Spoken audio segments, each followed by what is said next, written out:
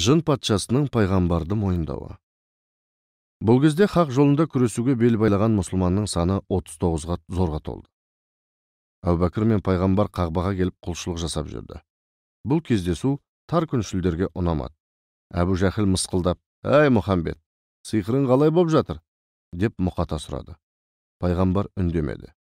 Әбу Жәһіл: «Исламның хақтығын мына Лат, Узза, Манаттардан сұрайық» деді. Сол кезде пұттың ішіне бір жын кіріп кетіп: «Мұхаммед жәдігөйді өлтіріңдер, ол елді адастырып бітті» деді.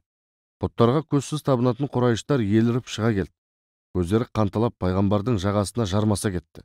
Кейбір кебісін шешіп, бас көз жоқ сабай берді. Мұхаммед пен Әбубәкір оларға қарсыласқан жоқ. Надандар екеуін төпелеп тастады. Оларды пайғамбардың ағасы Ғаббас арашылап алып шықты. Ол болмағанда өлтіріп тастауы мүмкін еді. Әбубәкір есін жиғанда анасы басын сүйеп отыр екен. Ол тұра сала пайғамбардың үйіне жүгірді. Оның амандығын көріп, жүрегі орнына түсті. Пайғамбарды ертіп үйіне келді. Сыдықтың үйіне келсе, тілеулестері түгел күтіп отыр екен. Олар да пайғамбардың амандығын көріп қуанысты. Олар дастархан басында отырғанда есік ашылып, бөтен адам келеді. Ол Расулдың қолын сүйіп, тағзым етті. Сол кезде Расул: «Сен кімсің?» деп сұрады. Ол: «Мен жын нәсілімін» деді. «Мұнда не қып жүрсің?» «Пайғамбарлық қонғалы сені сырттай бақылап жүрмін. Құранды тыңдадым. Сенікі хақ дін. Бүтін қағбада пұттарды сөйлетіп, бәріңді араңдатқан кәпір жынның бірі еді. Жаңа ғана көп жынның көзінше мен оның басын шаптым.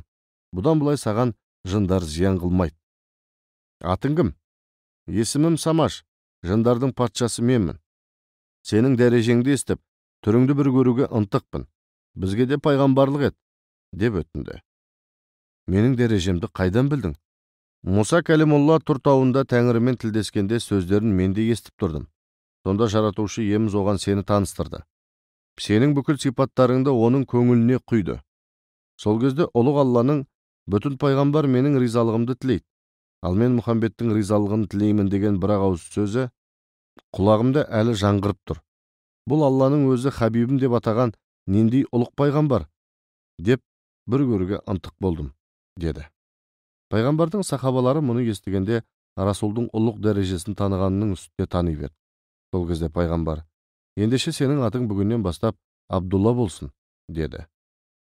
«Абдулла, енді қағбаға емін еркін барып, насихатыңды айта бер.